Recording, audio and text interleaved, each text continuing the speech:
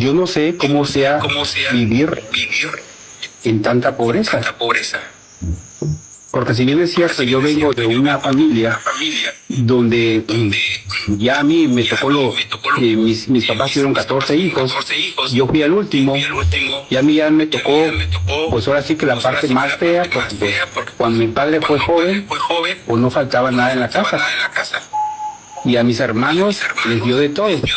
Pero ya cuando yo llegué, que fui el número 14, pues ya mi papá, pues ya no tenía la fuerza ni tenía la capacidad para poder hacerse de recursos. Entonces a mí me tocó la parte más mala, pero aún así, siempre hubo algo, siempre hubo un techo y algo que comer en la casa. Pero hay familias donde ni siquiera tienen techo y donde ni siquiera tienen para comer, y donde a lo mejor los niños que no tienen nada que ver en esto comen una vez al día, o a veces se tienen que esperar hasta el día siguiente para comer. Y los padres no hacen nada por salir de esa pobreza. Y pueden pasar años y así viven. Y esos niños tristemente crecen en una situación que no debería de ser. Si vas a tener hijos es porque vas a saber cómo educarlos, cómo alimentarlos y cómo hacerlos crecer. Si no, no tengas hijos. Opérate. Porque traer nada más hijos al mundo, nada más para hacerlos sufrir, no se vale. Primero quítate la inmundicia de ti, tu pobreza cambia y después ten los hijos que quieras. No arrastres tu miseria a otros que no tienen la culpa. Entonces aprendamos a cómo vivir y cómo entender todas las cosas que existen detrás de nosotros y que no vemos tan fácilmente, pero aquí con la experta Gladys y con el experto Olorun y mis conocimientos, que no son muchos, pero son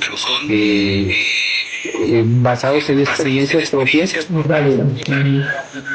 vamos a ir tejiendo esa telaraña para poder alcanzar y ver todo el panorama. Una vez que ya esté toda la telaraña plasmada ahí en la pared, la vamos a poder analizar desde todos los puntos de vista y vamos a poder sacar, ahí va a ir Manu por ahí, y vamos a poder sacar conclusiones basadas en la razón, basada en el sentido de la lógica, basada en estadísticas y en probabilidades, que son las formas como nosotros podemos detectar que algo verdaderamente es cierto. Todo aquello que esté fuera de ello son nada más suposiciones que no tienen razón de ser. Ahí este gato nos está diciendo, ya pasó 2, pues espero que no pase 3, porque eso ya es una señal. También de esas cosas vamos a hablar, de las señales.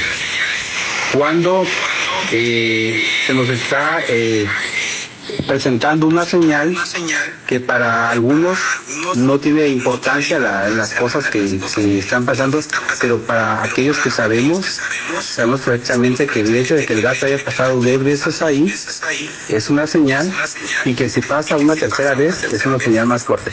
Y de todos esos temas vamos a hablar también, de las señales. Por ejemplo, en la semana que se me descompusieron mis 2 teléfonos y la computadora, también es una señal. Cuando un mensaje está por dársenos, ya sea de un ser o de Dios o de los temas que vamos a hablar aquí, se nos presentan a través de la comunicación, y muchas veces lo primero que se nos descompone es el celular. Las horas de espejos son una señal. Mira, ya pasó tercera vez.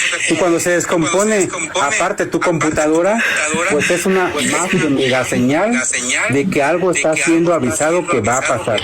Cuando después de esos 2 días tienes pesadillas que no habías tenido por mucho tiempo, es una señal más clara. Y cuando después de que despiertas sientes un olor nauseabundo, creo que está confirmadísimo. Entonces, de todas esas cosas vamos a hablar. Y en esa pesadilla, nada más ya para terminar y para concluir, en esa pesadilla habían dos boas. Bueno, tipo boas. Una como color café y una como color verde. Y bueno, ya les contaré en la otra parte, pero Olorún estaba en mi pesadilla. Estamos adentrando.